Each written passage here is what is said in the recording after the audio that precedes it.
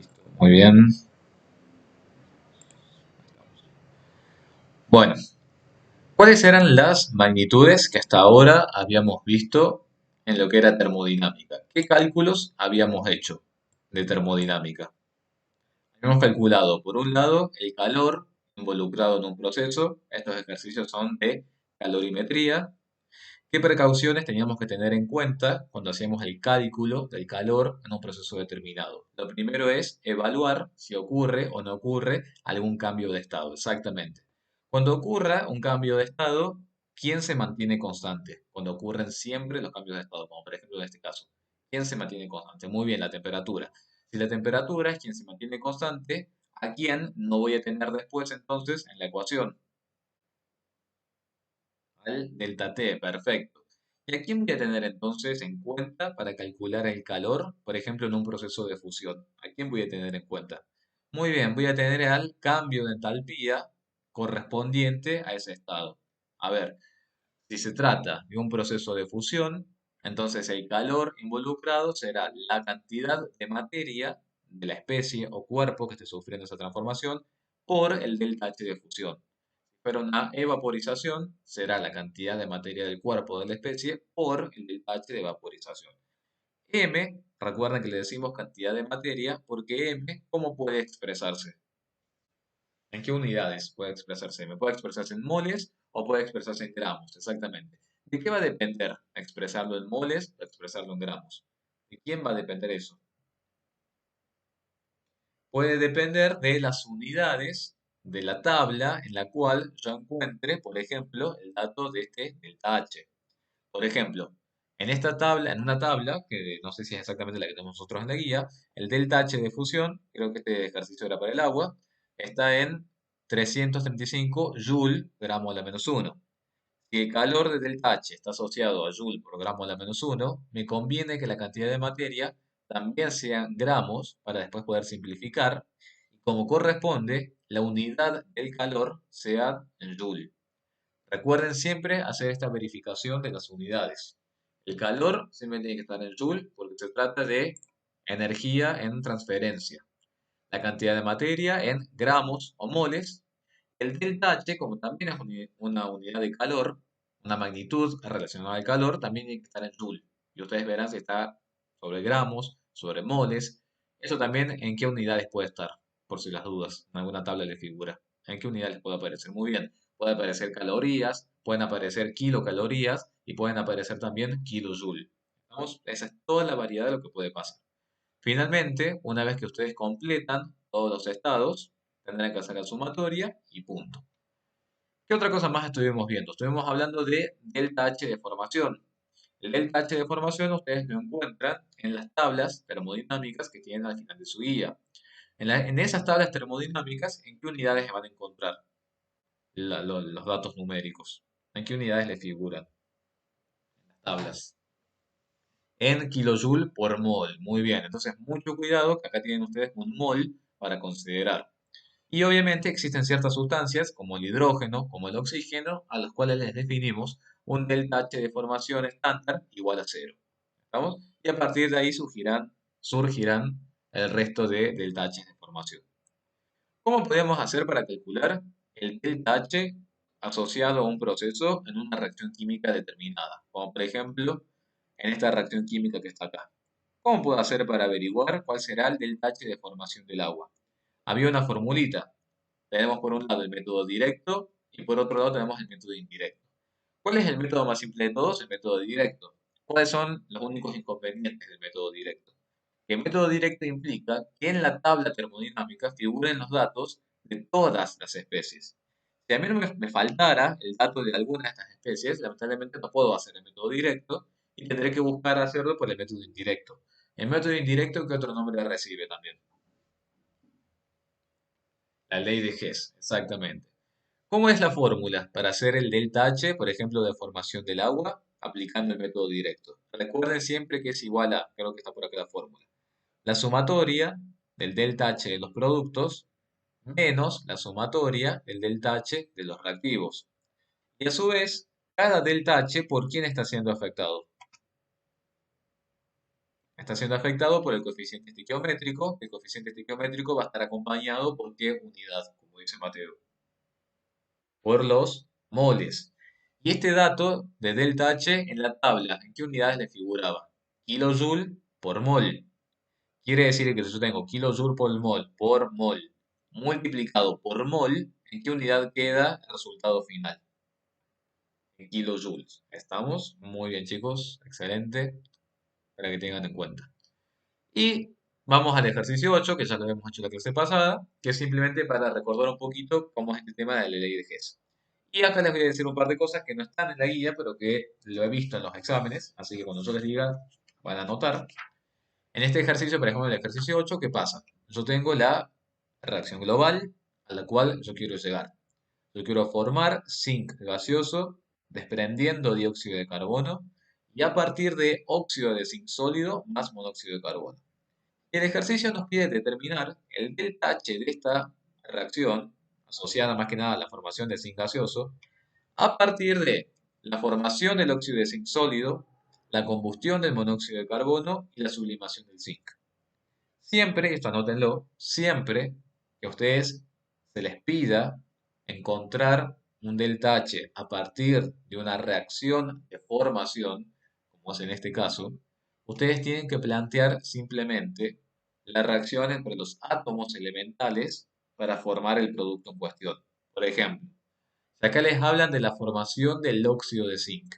¿Cuáles son los átomos elementales a partir del cual se puede formar el óxido de zinc? ¿Qué les parece? Zinc, muy bien, y oxígeno. Al zinc, nosotros obviamente lo consideramos metálico, monoatómico, sólido, y al oxígeno elemental, oxígeno biatómico, gaseoso. Ahora, si yo les dijera la formación de metano, considerar la ecuación para la formación de metano, de gas metano, CH4 gaseoso. ¿Cómo sería la reacción a partir de los átomos elementales? ¿Se animan? ¿Escribir? ¿Cómo será eso? CH4 gaseoso. ¿Cuáles son los átomos elementales que están presentes ahí? Muy bien, carbono e hidrógeno. Perfecto.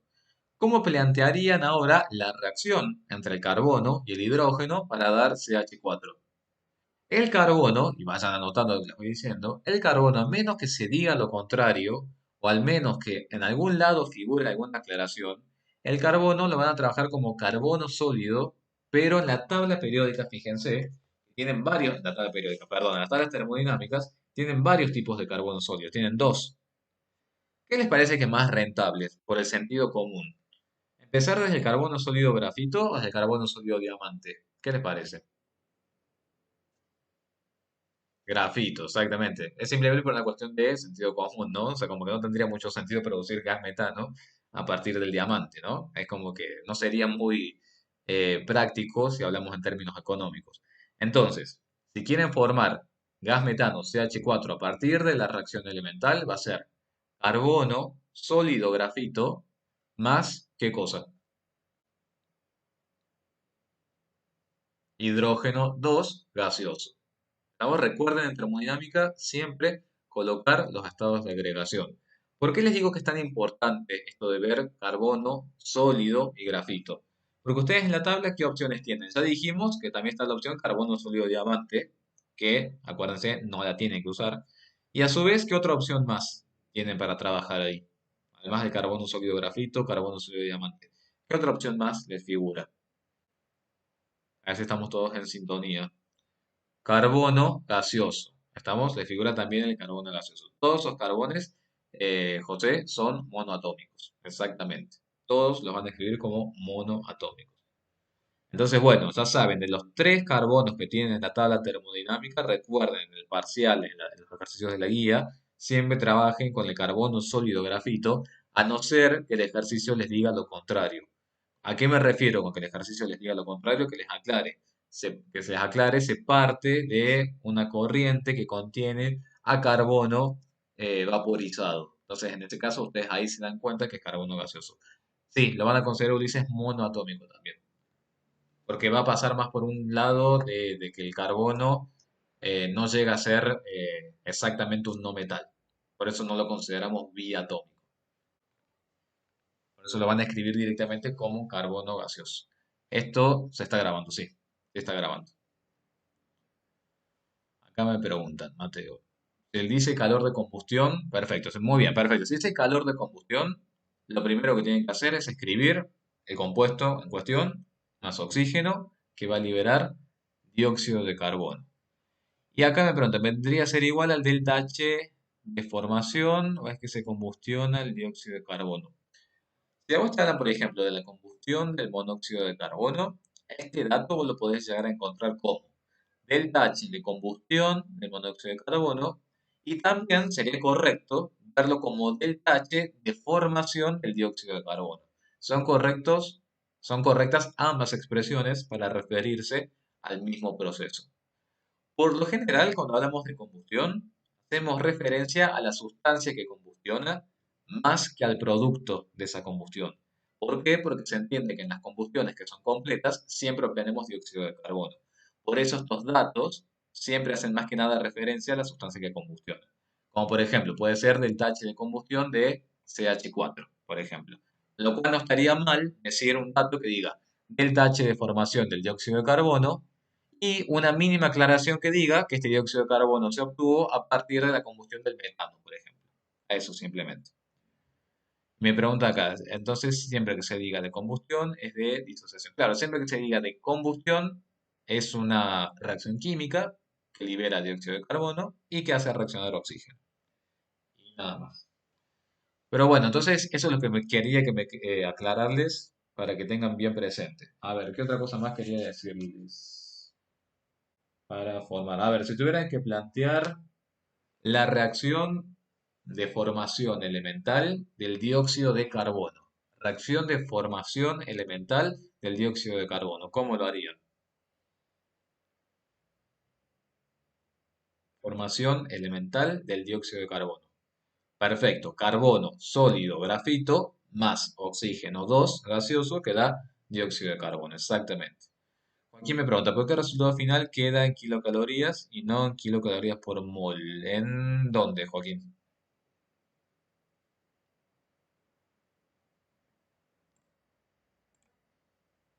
A ver,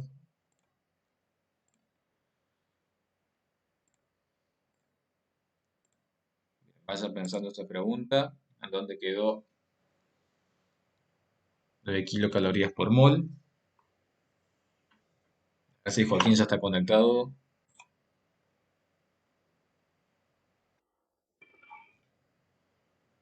¿Está Joaquín ya? Sí, estás. ¿En dónde era, Joaquín, que me decías? Decía lo que estaba resaltado en negrita. A ver, ¿dónde está eso? Acá, esa parte. Bien. Todos estos datos que ustedes van a encontrar o que van a ser proporcionados por el enunciado van a estar en kilocaloría por mol, y bueno, van a hacer la sumatoria como corresponde y van a llegar a un resultado. ¿Por qué acá es kilocaloría y no kilocaloría por mol? Porque acá ya se consideró que estas cantidades de kilocalorías son liberadas por cada mol de zinc gaseoso. Entonces, este resultado que está en kilocalorías sobre mol, como vos lo multiplicás por un mol de zinc gaseoso, ahí sí terminás simplificando los moles. Por eso es que también los enunciados les pueden llegar a decir calcular el delta H de reacción para la liberación, por ejemplo, de 2 moles de zinc gaseoso. Si ese hubiera sido el caso, ¿cómo hubiera sido el resultado acá? Que es como el ejercicio 9, exactamente. Creo que dice así el ejercicio 9. Exacto. Muy bien, Joaquín, exactamente. Si el ejercicio, en el ejercicio 8, además nos hubieran dicho calcular el delta H de la reacción global por cada 2 moles de zinc gaseoso, ustedes van a resolver todo, como dice la estequiometría, van a llegar a un resultado. Recuerden que el resultado este va a estar asociado a un mol de zinc gaseoso, porque así lo dice la estequiometría. Esto, si fuera por cada 2 moles de zinc gaseoso, esto lo van a tener que multiplicar por 2. Lo pueden hacer de dos formas. Si ustedes el resultado les dan kilocaloría por mol, multiplican por 2 mol, simplifican los moles y les queda kilocalorías. Y si no, la regla de 3. ¿Cómo sería la regla de 3? Si 47 kilocalorías se desprenden, o mejor dicho, es endotérmico, 47 kilocalorías se absorben para la formación de un mol de zinc gaseoso. Si tengo 2 moles de zinc gaseoso, serán tantos 47 por 2. ¿Siguieron con eso? ¿Alguna duda hasta acá? Bien. ¿Cómo anduvieron con el ejercicio 9? ¿Pudieron hacer el ejercicio 9, que es un ejercicio que me interesaba, que quisieran? ¿Alguna dificultad con el ejercicio 9? Bueno, si no lo hicieron, les voy a decir una indicación, así lo pueden ir practicando. Fíjense lo que dice el ejercicio 9. Los calores de combustión de la glucosa y el etanol son respectivamente menos 673 kilocalorías por mol y menos 328 kilocalorías por mol. Y nos preguntan calcular el calor desprendido en la formación de un mol de etanol por fermentación de la glucosa. Entonces, ¿cuál es la reacción global en este ejercicio? ¿Cuál es la reacción a la cual ustedes quieren llegar? ¿Cuál les parece que es? La reacción global a la cual ustedes quieren llegar. ¿Cuál sería? Muy bien, es la reacción de fermentación. Perfecto, acá la tienen. La glucosa, obviamente, luego se descompone en 2 moles de etanol más 2 moles de dióxido de carbono. Si lo hacemos por el método indirecto o ley de Hess, ¿a partir de qué reacciones yo tengo que poder formar esta reacción de fermentación? ¿En quién me tengo que fijar? En los datos del enunciado. ¿Y cuáles son los datos del enunciado? Son dos combustiones, exactamente. Por un lado tendrá que plantear la combustión de la glucosa y por otro lado tendrá que plantear la combustión del etanol. ¿Cómo serán esas reacciones de combustión? ¿Se animan a decirme cómo sería la combustión de la glucosa, por ejemplo? Muy bien, estas dos combustiones, ¿cómo serían? El compuesto en cuestión, por ejemplo, glucosa, más oxígeno, y muy bien, como están diciendo en el chat, eso va a dar dióxido de carbono y agua. Como estos compuestos además son hidrogenados, sí o sí tiene que estar presente el agua en la reacción de combustión. Lo mismo va a pasar con el etanol. Etanol más oxígeno, que da como resultado dióxido de carbono y agua. Y a partir de esas dos reacciones, fíjense que para ambas tienen sus respectivos delta H, tienen que ustedes formar la reacción de fermentación. Entonces yo les pregunto a ustedes, para quienes los hayan hecho o no los hayan hecho, ¿ustedes harían algún cambio en esas dos reacciones para llegar a la de fermentación? ¿Cuál invertirían? Muy bien, ¿y cómo se dan cuenta que tienen que invertir la reacción de combustión del etanol? ¿Cómo se dan cuenta de eso? Muy bien, perfecto, porque el etanol en la reacción que yo quiero está como producto. Perfecto. Yo lo invierto en la reacción de combustión, me queda el etanol como producto. ¿Estamos? Y a su vez me permite simplificar algo, me permite hacer algo, invertir esa reacción. ¿Qué les parece? ¿Quién está de más? Perfecto. Muy bien, me permite simplificar el oxígeno, por ejemplo, el agua, dióxido de carbono. Exactamente, cuando ustedes balanceen, van a ver que a lo mejor hay dióxido de carbono que pueden simplificar también y les va a quedar una cantidad final y demás. ¿Qué pasaba cuando yo invertía una reacción? ¿Qué pasaba con el delta H? Muy bien, perfecto. Ese delta H cambiaba de signo. Exactamente. Muy bien. ¿Y qué pasa si hago una reacción en particular, por ejemplo, la tengo que multiplicar por todo un número? Por ejemplo, si yo hubiera dicho acá que la reacción 2 hay que multiplicarla por 2. ¿Qué habría que hacer ahí?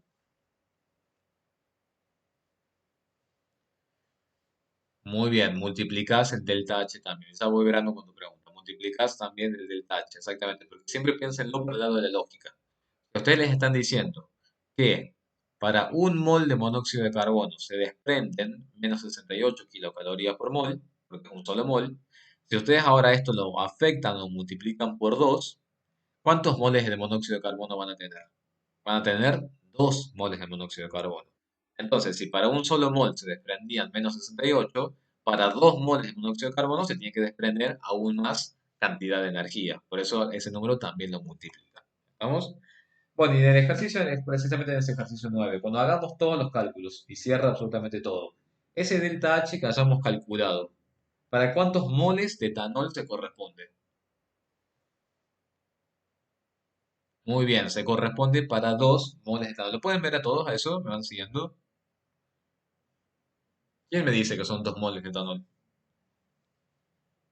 La reacción global. ¿Estamos? La reacción global me dice que el delta H que yo calcule va a ser correspondido a 2 moles de etanol. Si yo quisiera saber para un mol de etanol, que creo que eso es lo que dice la pregunta, ¿será más o menos energía? Por sentido común, ¿qué me dirían ustedes? La mitad, es decir, menos energía, exactamente. Bueno, si alguien lo resolvió, acá me estoy verando que le dio menos 345 y un mol de etanol 235. Bueno, a ver si alguien puede verificar. El ejercicio 9, ¿cómo les quedó el resultado? ¿Les quedó una reacción endotérmica o exotérmica? ¿Les coincidió con el resultado? Acá, chicos, lamentablemente es muy factible confundirse, ¿no? Con los datos, las tablas. Hay que ser muy cuidadoso para resolver en este tipo de ejercicios. ¿Qué hubiera pasado si el delta H nos hubiera quedado negativo? ¿Qué significaba eso? Que para formar, muy bien, perfecto, para formar 2 moles de etanol, el sistema tiene que liberar calor hacia el entorno. Si el delta H hubiera sido positivo, ¿qué hubiera pasado? Quiere decir que la reacción es endotérmica y todo esto se lo estoy diciendo para que lo justifiquen de este modo de parcial. El H sea endotérmico quiere decir que para que se formen esos 2 moles de etanol, el sistema tiene que absorber calor desde sus alrededores. A eso hacemos referencia. Bueno, ejercicio 9, sí, escucho.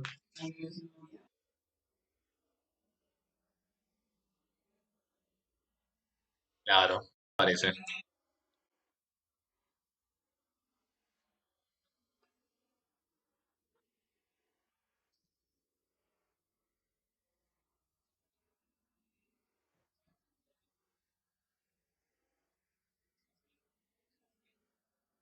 Muy bien. Está perfecto. Entonces, ese tipo de reacciones, ¿cómo se llaman? ¿Qué tipo de reacciones sean? ¿Endo o exotérmicas? ¿Qué les parece a ustedes? ¿Cómo les dio el resultado de esta reacción biológica? Que es perfectamente una fermentación. Es una reacción exotérmica. Bien, ¿se llegaron todos a ese resultado? La reacción exotérmica, ¿lo pudieron plantear? Bien, ¿en dónde se desarrolla este tipo de reacciones? Se van a ver ustedes en los famosos bioreactores, que son reactores muy lindos porque tienen muchas cosas. Ya desde cuando hablamos del cultivo, bueno, el cultivo microbiano, las bacterias, los microorganismos que pueden segrestar, el suministro de oxígeno, es la verdad que toda esta parte biológica que ustedes van a ver en cuarto año es una de las mejores materias, a mi gusto, ¿no? Igual.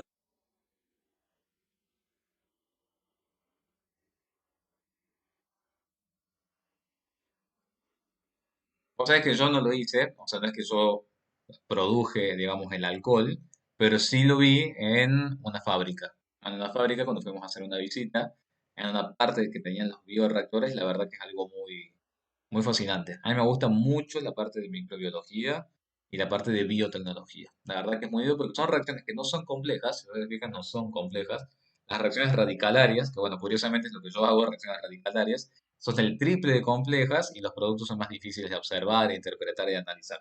En cambio, las reacciones biológicas yo las veo siempre como más lindas y más concretas, porque está claro que lo que se produce es, en este caso, el etanol. Entonces, algo bien simple, algo bien cuantificable. Entonces, la verdad que es muy lindo. Se pueden hacer pasantías y en ese tipo de laboratorios, en ese tipo de industrias, la verdad que se los recomiendo mucho. Pero bueno, eso cuando llegan, por supuesto, a un poquito más adelante, ¿no?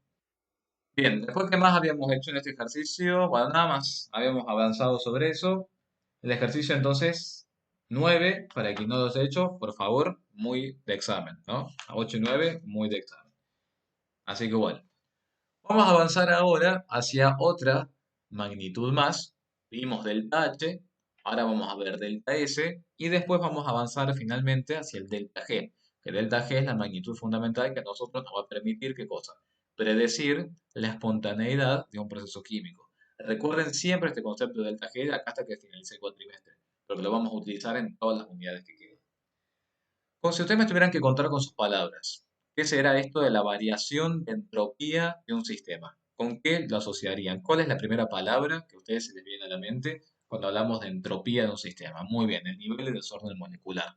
Perfecto. El nivel de desorden molecular perfectamente puede estar asociado a qué cosa. ¿Cuánto hay más desorden? Si yo voy, por ejemplo, de un estado sólido a un estado líquido, ¿qué les parece que pasa con la entropía del sistema? ¿Aumenta o disminuye? La entropía aumenta.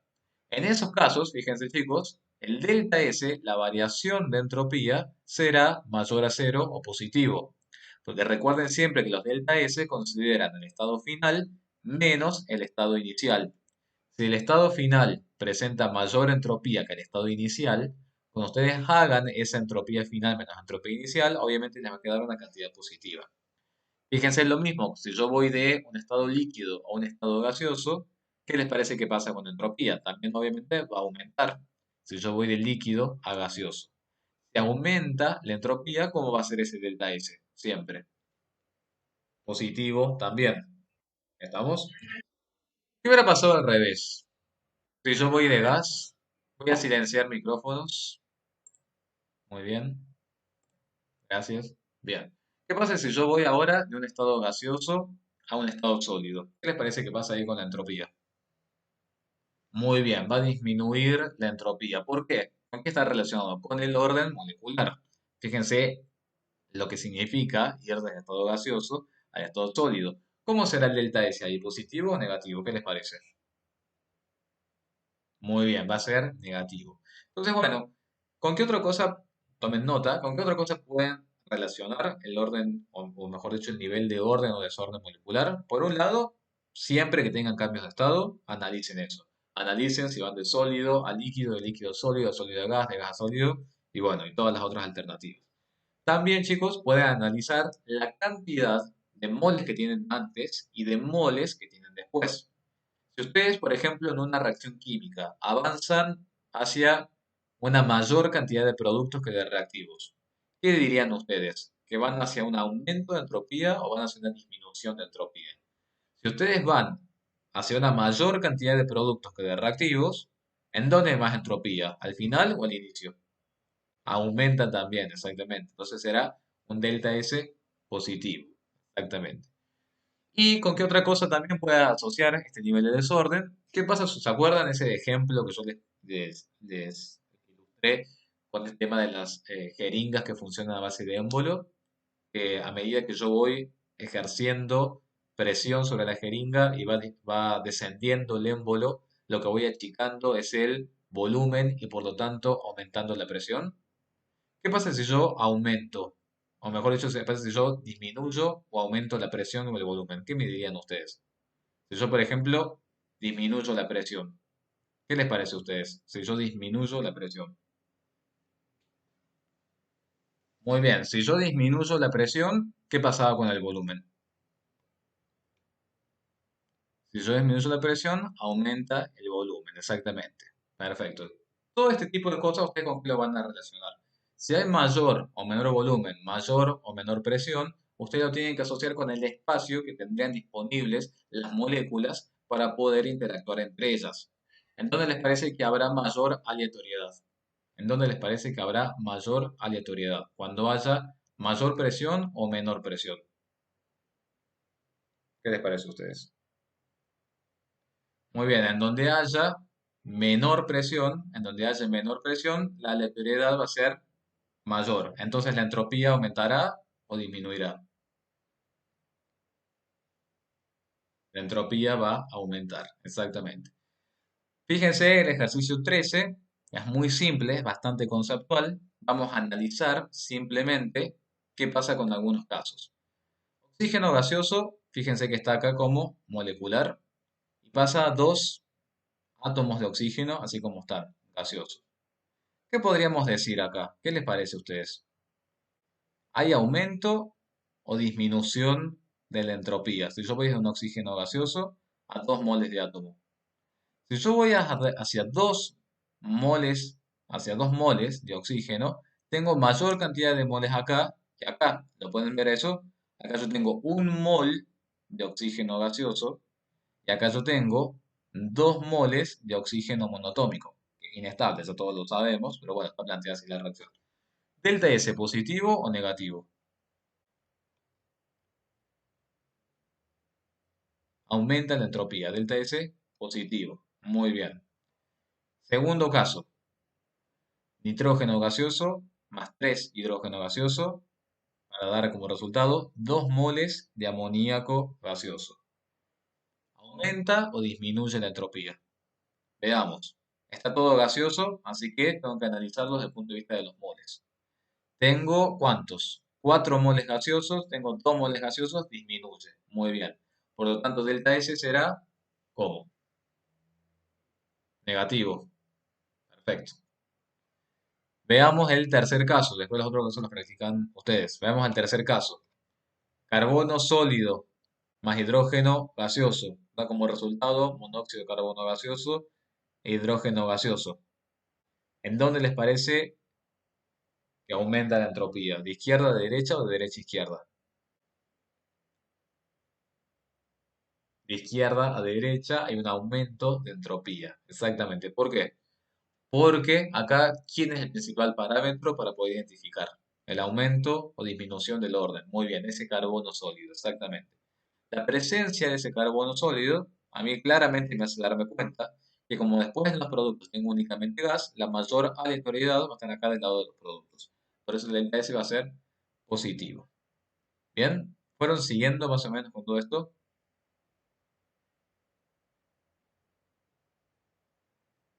Muy bien, perfecto. ¿Se animan a decirme, bueno, el D es muy fácil? ¿Qué pasa en el ejercicio D? Bromo líquido, bromo gaseoso. Muy bien, perfecto, aumenta. El tercero, mejor dicho, el quinto. ¿Qué podrían decir del quinto? ¿Qué pasa ahí? Acá Santiago me dice, como pasa de sólido, es Santiago, como pasa de sólido a gas, hay un delta S positivo, exactamente Santiago, porque tu estado final, que es el gaseoso, tiene mucho mayor desorden que tu estado inicial, que es el sólido. Por eso Santiago el delta S es positivo. Bien, a ver cómo justifican el punto E. Ahora vamos a ver. Joaquín dice, disminuye la presión. Perfecto. Disminuir la presión, muy bien. Hay mayor aleatoriedad. ¿Y por qué habrá mayor aleatoriedad? Y por tanto aumento de entropía. ¿Por qué les parece que es eso? Muy bien, porque hay mayor desorden y hay mayor desorden producto de que el espacio que ahora tienen para interactuar las moléculas entre sí es mayor. Porque al disminuir la presión, ¿qué pasa con el volumen? Acuérdense siempre. Muy bien, menos presión, más volumen, mayor superficie de contacto, mayor desorden, porque hay mayor interacción. ¿Vamos? Me parece muy bien la forma en la que están justificando.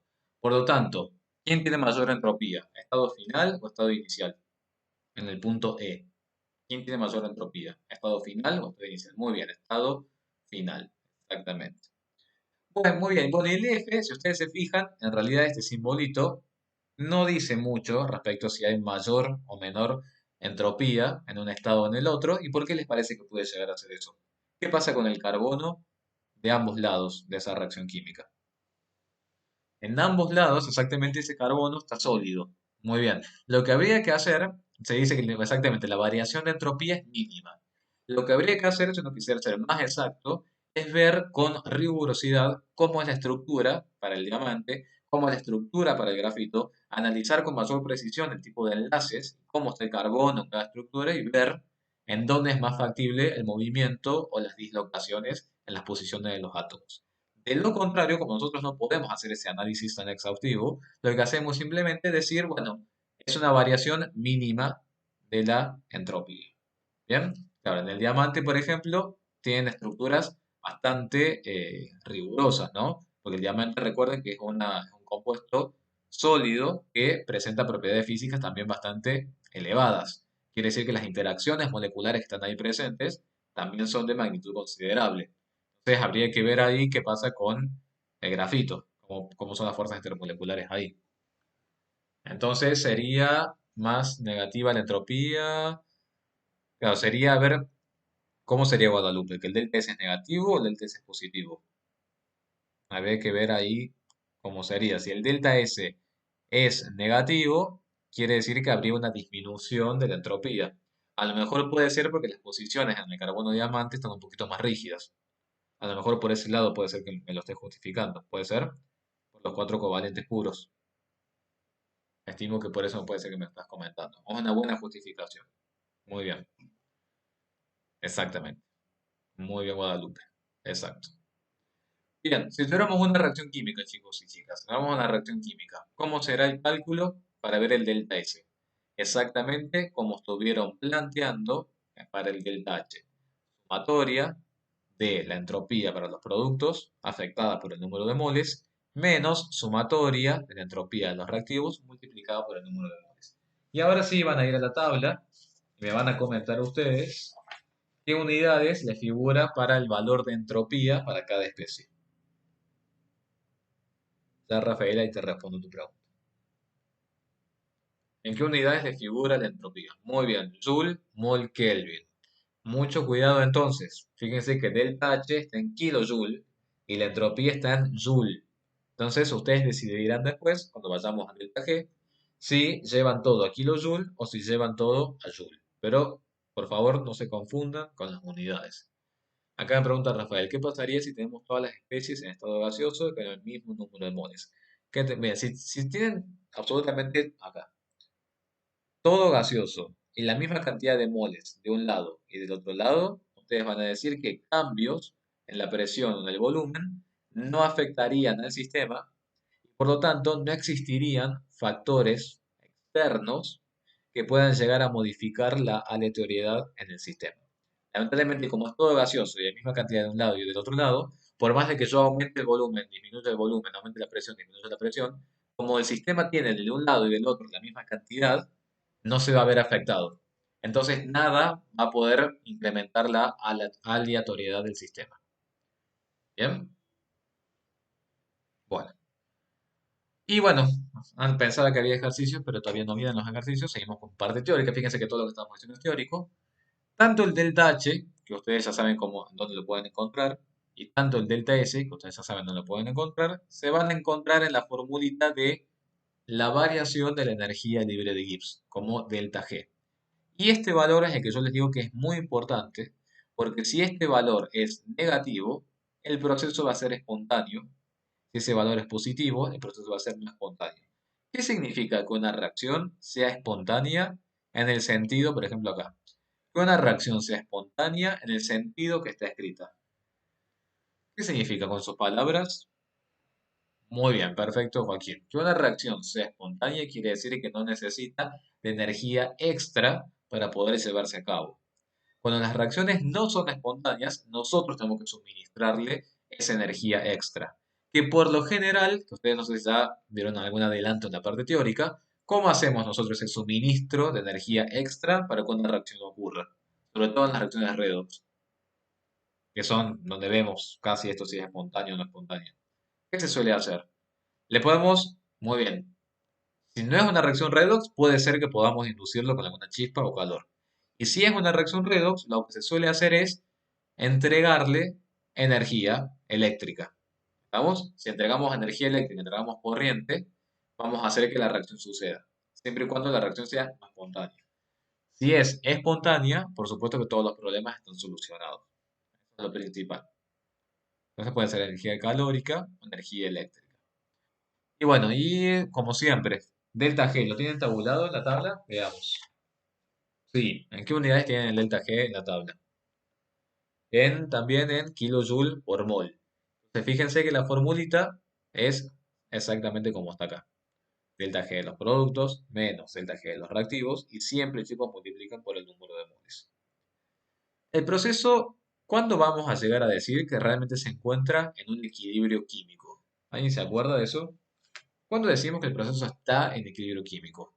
¿Qué significa que está en equilibrio químico? A ver, esto yo les digo para cuando vayan al laboratorio el año que viene, bueno, o el otro, cuando vayan al laboratorio, cuando en un sistema ustedes ya no perciben más cambios, porque los reactivos ya se terminaron de convertir en productos, y si hay reacciones inversas, los productos ya se terminaron de convertir en reactivos, en ese momento en el que las concentraciones no cambian, porque estamos en equilibrio, en ese momento el delta G del sistema es igual a cero. Y ese es el punto de equilibrio químico. ¿Estamos? Cuando veamos equilibrio químico de acá a en 2 semanas, se van a dar cuenta que si ustedes vieran un perfil de concentraciones en una gráfica, que creo que solamente ya lo pueden haber visto en integración uno, van a ver que en ese punto el perfil de concentración se mantiene constante. ¿Por qué se mantiene constante el perfil de concentraciones? Porque ya los reactivos terminaron de reaccionar y ya no están dando más generación de producto. Y los productos, si hay reacciones reversibles, los productos ya dejaron de reaccionar y dejaron de convertirse en reactivos. Entonces, bueno, acá me dicen batir una mezcla. Contaría, sí, exacto, eso Santiago puede ser energía mecánica. Muy bien. Sería otra forma de fomentar que se dé una reacción química. Formulita,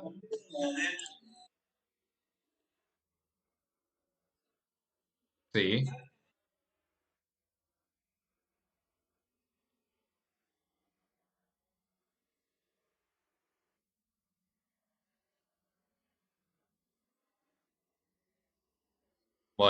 Bueno, de hecho, exacto. La radiación es energía, exactamente, que ustedes también se han visto en la unidad 2 me parece, que teníamos varios tipos de energía y que dependía sobre todo de la frecuencia de esa radiación. ¿Vamos? O sea que sigue siendo energía. De algún modo le estás entregando energía en forma de radiación electromagnética.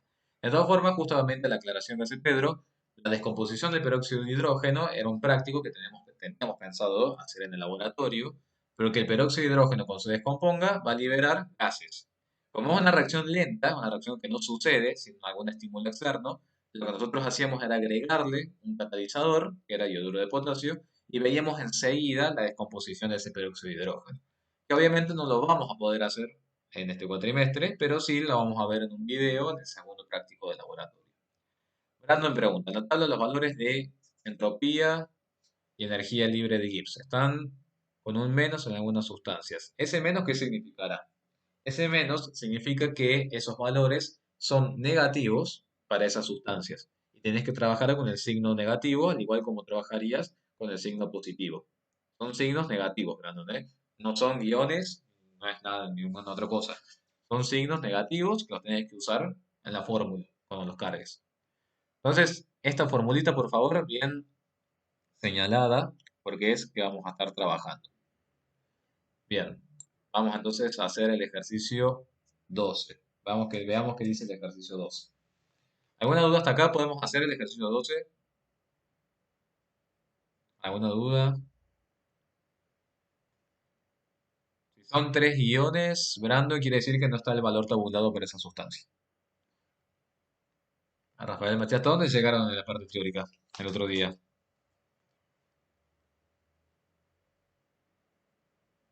¿Vieron cinética? Bien, perfecto. O sea que estamos al día, práctico y teórico, de energía libre. Tercera ley de Termo es lo último. Bien. Las clases del teórico, les quería preguntar, ¿las clases del teórico en dónde las están viendo? Porque yo no las estoy encontrando. No sé si soy yo que no las encuentro o qué pasa. ¿En dónde están viendo las clases del teórico? Pues yo tampoco las encuentro. Cinética no entra en el pase. En YouTube. Pero están todas las clases del teórico. Porque la verdad que tendrían que estar en el Drive. Vos azul le estás viendo, pero las clases que yo les subo. Pero las clases del teórico yo la verdad no las encuentro. Entonces, si alguien me puede facilitar las clases del teórico, porque yo siempre me olvido de escribir a las profes. No sé dónde están las del teórico. Las mías están algunas están en YouTube y otras en Drive, están algunas. Bien.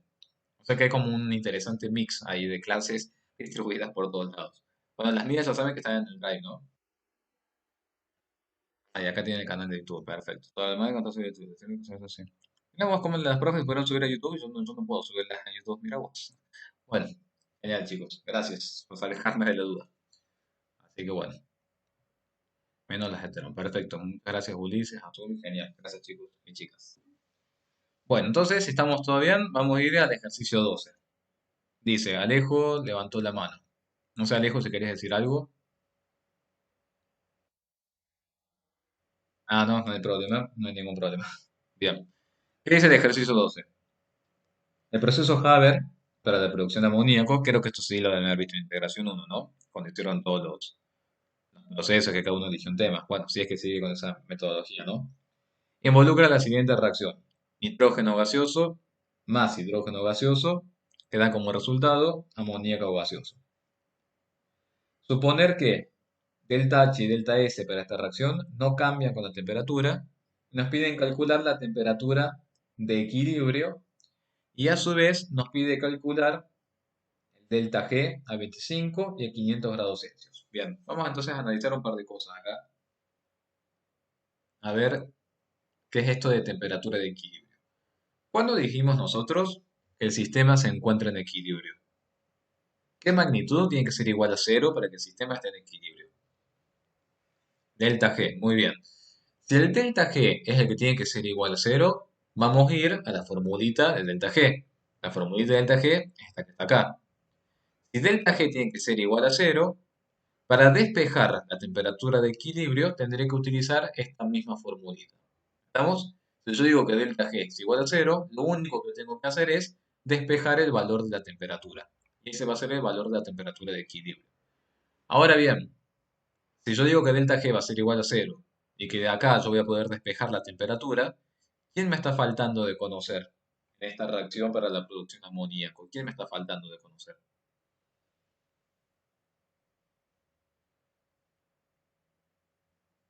Muy bien, me está faltando delta H y me está faltando delta S. ¿Podré calcularlo? Delta H y delta S. No tengo absolutamente ningún dato en el enunciado. ¿Podré calcularlo? Sí. ¿De dónde lo voy a calcular? Perfecto. ¿De dónde puedo calcular?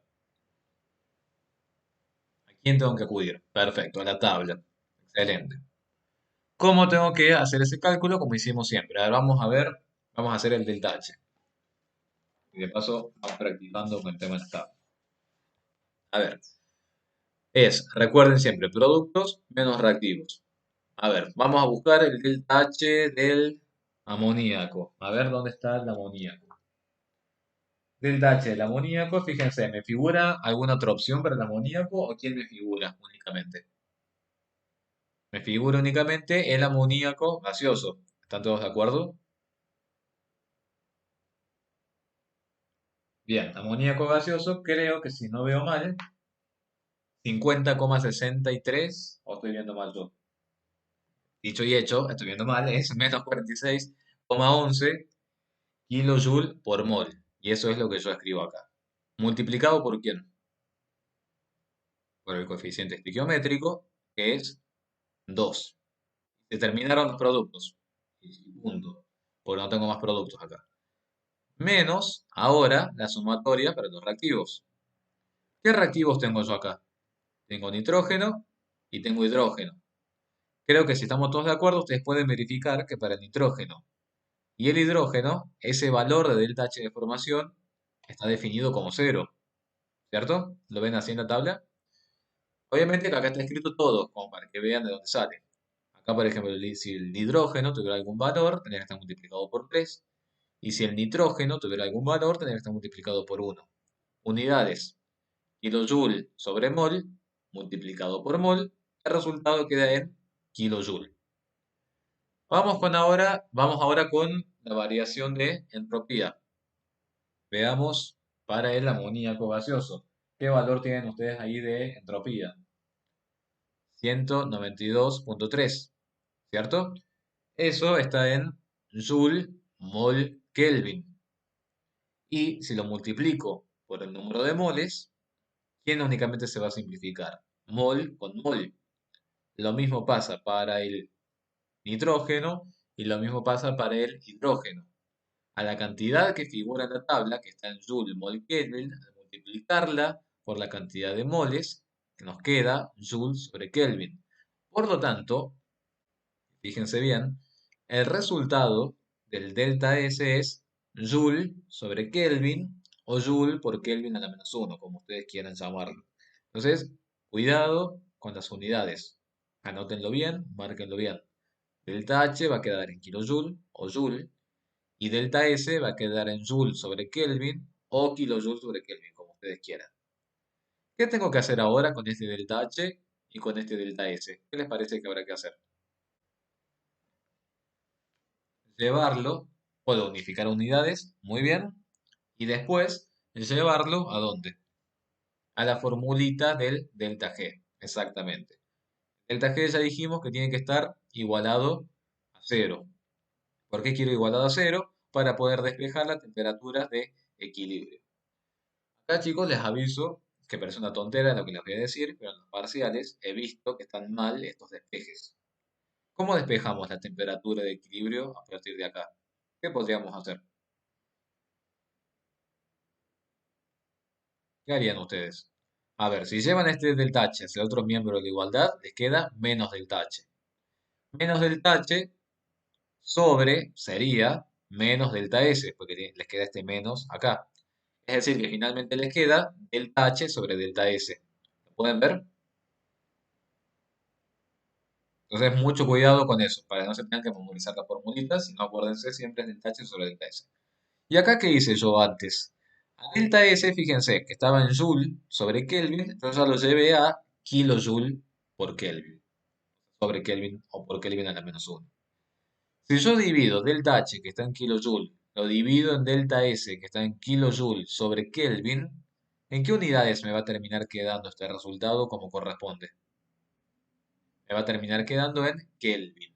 Exactamente. Y que recuerden, nunca digan grados Kelvin. Es Kelvin. Grados Kelvin está mal dicho. Se dice Kelvin, así como se dice grados Celsius y no grados centígrados. Pero bueno, estos son detalles. ¿Y qué significa entonces esto que acabamos de calcular acá? Que expresado en sus unidades es 191 grados Celsius. ¿Qué significa esto? Esta es la temperatura de equilibrio. Es la temperatura en la cual el proceso se encuentra o ha alcanzado el equilibrio químico. ¿Qué va a pasar siempre que yo esté trabajando por encima de esa temperatura? Por encima de esa temperatura, el proceso va a ser no espontáneo. Y ustedes si quisieran podrían verificarlo. Si yo, por ejemplo, les dijera que estamos trabajando a 200 grados Celsius y estamos diciendo que por encima de esa temperatura el proceso es no espontáneo, ¿qué querrá decir si ustedes meten este valor en la formulita? Perfecto, que el delta G va a ser positivo. Y eso ustedes lo pueden verificar haciendo el cálculo. ¿Y qué hubiera pasado si ahora yo les dijera que estamos trabajando a 100 grados Celsius? Y ustedes introducen ese valor en la fórmula. ¿Cuánto les debería dar el delta G? Negativo, exactamente. ¿Estamos? Bien, vamos a seguir entonces con otro ejercicio.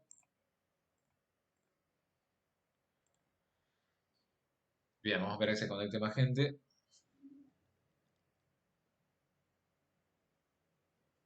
Después les voy a indicar lo último.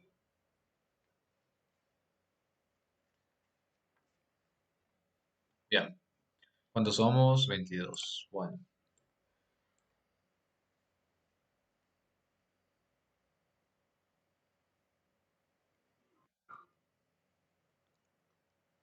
Bueno, entonces, a ver, si ustedes me dijeran a 150 grados Celsius, a 150 grados Celsius, ese proceso favorecerá la producción de amoníaco a 150 grados Celsius. Se favorecerá la producción de amoníaco o la producción de nitrógeno a 150 grados Celsius, como precisamente estamos por debajo de la temperatura de equilibrio, estamos en un proceso o en un intervalo de espontaneidad. Por lo tanto, como la reacción directa es espontánea, estoy favoreciendo la producción de amoníaco. Si yo trabajara a 300 grados Celsius, ¿qué producción está favorecida? ¿La del amoníaco o la del nitrógeno? La del nitrógeno, exactamente. Recuerden, cuando la reacción no es espontánea en el sentido que está escrita, quiere decir que es espontánea en el sentido inverso. Y eso obviamente dependerá de lo que yo quiera hacer, de los fines. A ver, si yo estoy en un proceso Haber, lo que me interesa precisamente es que la reacción que sea espontánea es la reacción en este sentido, que favorezca la producción de amoníaco. ¿Estamos? ¿De qué otra forma podría haber calculado yo ese delta G? ¿De qué otra forma podría haber calculado yo ese delta G? A una temperatura dada. ¿Qué les parece? Acá está hecho, pero bueno, a ver si se dan cuenta.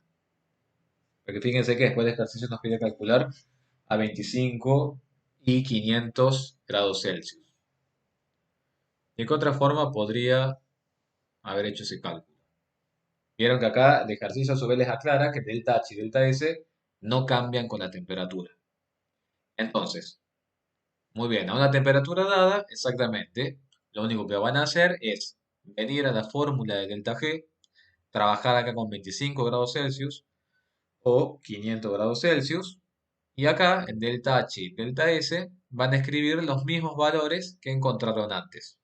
Por supuesto que unificando las unidades. A ver, delta H acá está en menos 22,22 kilojoules.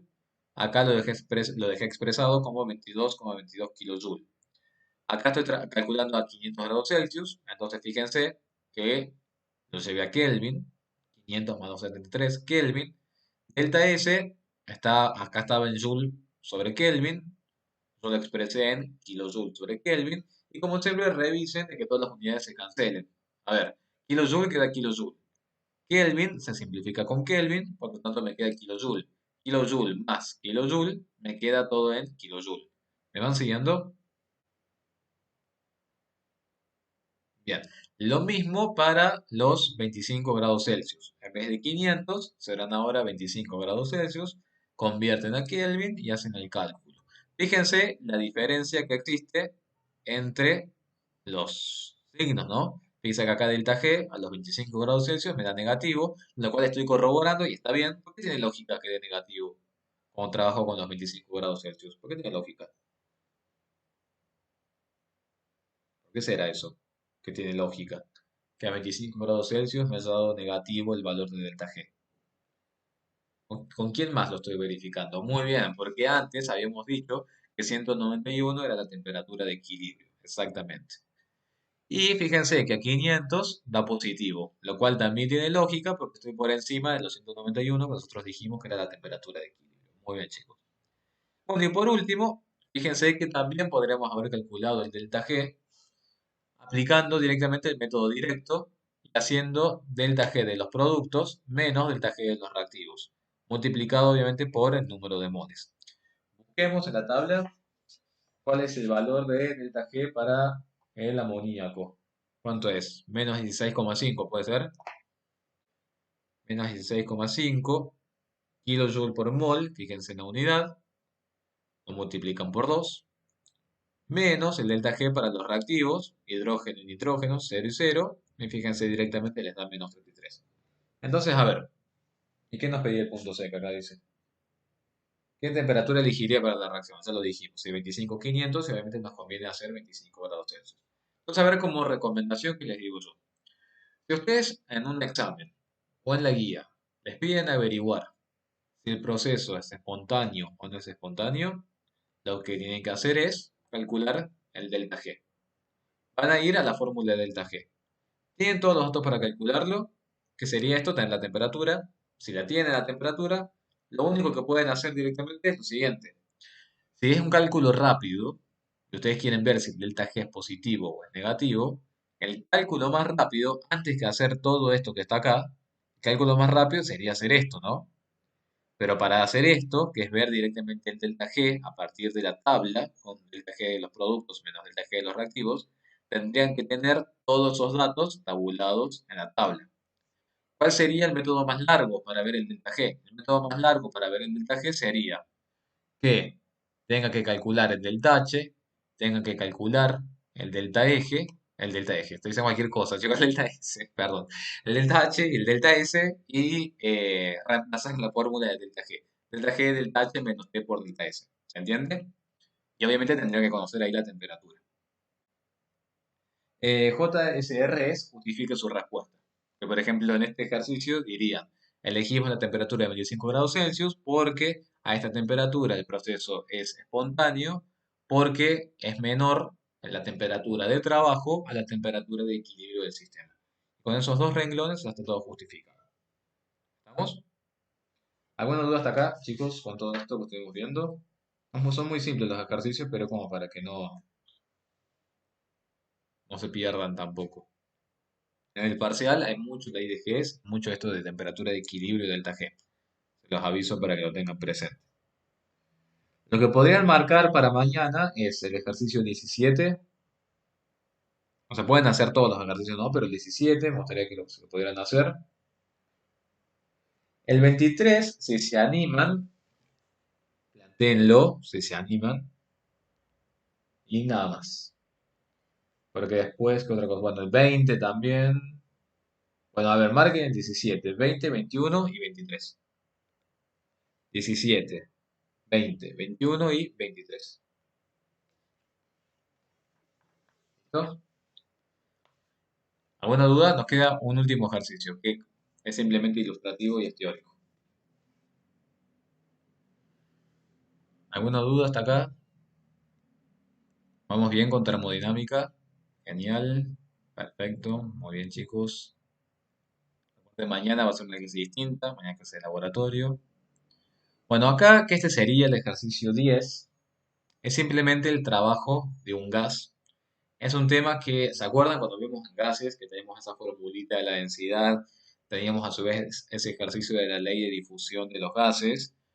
Son ejercicios que están únicamente como para que sepan que está esa fórmula, que se puede aplicar esa fórmula, pero no es algo en lo que tengan que hacer tanto hincapié cuando estudian. Son ejercicios más que nada ilustrativos. ¿A qué hace referencia esto? ¿Qué trabajo de expansión o de compresión puede realizar un gas? ¿Con qué les parece que está relacionado todo esto? El volumen o cambio de volumen de un gas. Está relacionado con la presión, obviamente, perfecto, el cambio de volumen, y fíjense que el trabajo realizado va a ser igual a menos el valor de presión del sistema por el cambio de volumen que sucede en ese ejercicio. El ejercicio 25 que dijiste otro día del tema de soluciones, no sé, no sé cuál ejercicio es. 25, el que dije hace un rato, al principio de la clase, era de soluciones. Bueno, entonces fíjense qué fórmulas tienen acá para trabajar con el volumen de los gases. Trabajo, variación en el volumen y a su vez marquen que tienen esta otra formulita disponible. ¿Con qué está relacionada esta otra formulita o ecuación para ver el trabajo realizado por un gas? Simplemente, bueno, esta es una constante y esta es la temperatura del sistema. Fíjense que está relacionada con la variación en el número de moles. La variación en el número de moles sucede más que nada en las reacciones químicas. En las reacciones químicas puede ser que yo tenga algo al inicio y que al finalizar tenga más o menos cantidad de moles. Entonces, si ustedes conocen la variación del número de moles y conocen, de moles gaseosos, por supuesto, y conocen a su vez la temperatura del sistema, podrían ver si ese gas, cuando actuó en la reacción química, ocurrió o promovió un trabajo de expansión o un trabajo de compresión. En el ejercicio 10 está planteada una reacción química. Fíjense que dice calcular el trabajo realizado contra la presión atmosférica por el hidrógeno gaseoso, es decir, por este hidrógeno, que se forma cuando reaccionan 20 gramos de magnesio con ácido clorhídrico. Esto casualmente es algo que vamos a hacer mañana en el práctico del laboratorio. Les voy a mostrar esa reacción química para que vean cómo se puede visualizar ese hidrógeno que se desprende. Entonces, bueno, en este ejercicio hay una reacción química concreta.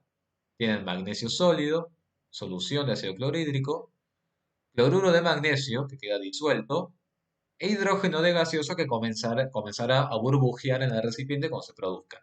El ejercicio nos pide averiguar cuál es el trabajo que realiza este hidrógeno gaseoso una vez que se forma contra la presión atmosférica.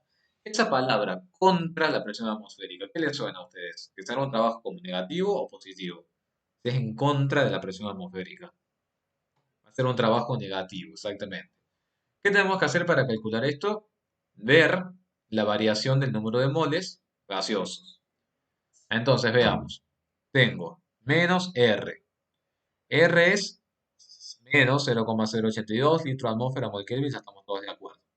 La temperatura, que acá dice la temperatura, sí, 27 grados Celsius. 27 grados Celsius son 300 Kelvin.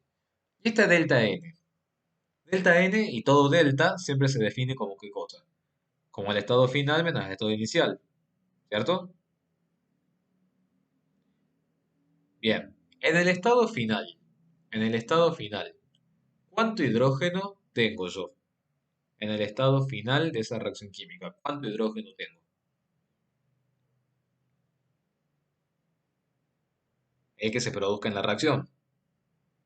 Un mol es lo que dice la estequiometría, ¿no? Un mol es lo que dice la estequiometría. Pero yo les pregunto, un mol se genera cuando reacciona un mol de magnesio. ¿Pero cuánto está reaccionando de magnesio? 20 gramos.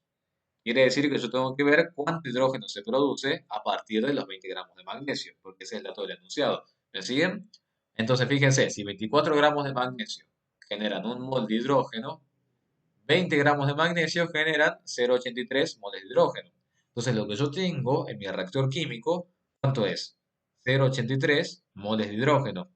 ¿Se entiende? Bien. ¿Y al inicio cuánto tenía de hidrógeno? ¿Cuánto tenía al inicio? Cero. ¿Lo ven? Por eso, en mi estado final, número de moles finales, tengo 0,83. Y en mi estado inicial tengo cero, porque al inicio de este sistema o de este proceso químico, ¿había hidrógeno en el medio de la reacción o no había hidrógeno en el medio de la reacción? No, no había. Por eso son los 0,83 al final menos los 0 iniciales. Si ustedes hacen esta cuenta, van a ver que qué unidades se les pueden simplificar acá. Kelvin se les simplifica con Kelvin y mol se les simplifica con mol. El resultado de esto les quedaría menos 20,5 litros atmósfera. Estas son unidades raras de trabajo, eso se los admito, porque cuando dice litro atmósfera cuánto equivale, pero existe una equivalencia para esas unidades. Una atmósfera por litro es equivalente a 101,3 Joule. Entonces, hacen esa conversión y obtienen ese resultado, que como corresponde es un valor negativo de trabajo. Y el trabajo, recuerden, ¿qué era el trabajo? ¿A qué es igual el trabajo? ¿Qué magnitud es? Fuerza por distancia, muy bien. ¿Qué magnitud sería? ¿Energía? Exactamente, sí, es energía, porque la energía se define como qué cosa, siempre, como la capacidad que tiene un cuerpo, un sistema para hacer qué cosa, siempre. La capacidad de un cuerpo, de un sistema para generar una acción, para realizar un trabajo, para producir un trabajo, perfecto, todo eso que van diciendo ustedes. Por eso es que trabajo, calor, energía, siempre llevan la unidad de Joule. ¿Estamos? Bien. Y acá me preguntaban, acá arriba, sería la presión, ¿es la presión Santiago que ejerce el hidrógeno sobre el sistema una vez que se produce? Ese es el trabajo que estamos averiguando. En función del cambio de moles y de la presión que ejerce el hidrógeno una vez que se genera y que comienza a burbujear. Mañana nosotros lo que vamos a hacer es ver este dispositivo, cómo lo armamos y cómo se genera precisamente ese hidrógeno. Entonces espero que la conexión nos ayude y que todo salga bien, porque tenemos muchos videos para mostrar, dado que no estamos en el laboratorio. ¿Estamos? Bueno, entonces hasta acá, chicos, terminamos con todo lo que va en el parcial. Ahora les voy a decir unidad por unidad en qué van a tener que enfocarse. Ulises dice, los videos, hay uno que sí es de esta facu, una profe que da también a la nacional, y en los otros videos que encontré, hay uno que me gusta mucho porque es un simulador, un laboratorio virtual, un simulador, cuando veamos la parte esta de justamente de termodinámica, y después los otros videos que encontré están en inglés, que me parece que es bueno que estén en inglés porque de paso ustedes ya van acostumbrándose con el idioma, porque lamentablemente, y cosa con la cual yo no estoy de acuerdo, pero lamentablemente así es el sistema, hay que manejar muchísimo el inglés a partir desde el tercer año. Entonces son un par de videitos que los vamos a ir escuchando, después ustedes obviamente los van a tener en disponibilidad para que los escuchen a veces que ustedes quieran, y se van a ir afianzando un poquito con esto del inglés técnico, que de paso les va a servir para que, bueno, aprueben todos con 10 ahora inglés técnico 1. ¿Bien? Para mañana lo que tienen que leer es, vieron que en autogestión y en el aula virtual están subidos todos los trabajos prácticos, que está la guía de trabajos prácticos. Me gustaría que lean un poco sobre los instrumentos del laboratorio. No digo que estudien, sí que den una leída a los instrumentos del laboratorio y que por supuesto repasen todo lo que es soluciones, espectros de emisión, qué pasaba con los átomos, se les excitaba con una energía de determinada frecuencia, esto de los niveles electrónicos, son ese tipo de cuestiones. Yo esta noche ya les voy a subir de todas formas las filminas de mañana y también si quieren las pueden ver. Son las primeras páginas, Ulises, sí que hay como una descripción de todos los instrumentos de laboratorio, hay una descripción detallada. Eso me gustaría que lo vean. Bueno, de termodinámica, chicos, y yo después les voy a subir esos ejercicios de soluciones resueltos, así veo dónde está el error que yo no estoy encontrando, y esos ejercicios que les iba a decir. Mientras tanto, ahora, oralmente, les puedo decir en que se tienen que enfocar en cada unidad. Termodinámica, ley de Hess, seguro. Guadalupe, no, no van a tener parcialito antes. No se preocupen. Vamos a empezar directamente con el práctico. Termodinámica, entonces, ley de Hess, seguro, sépanlo. Tengan muy presente esto que yo les digo de formar un tener en cuenta para llegar a la reacción global, la reacción de formación de un compuesto a partir de sus átomos elementales, que es lo que les dije hoy. Ley de Hess, seguro.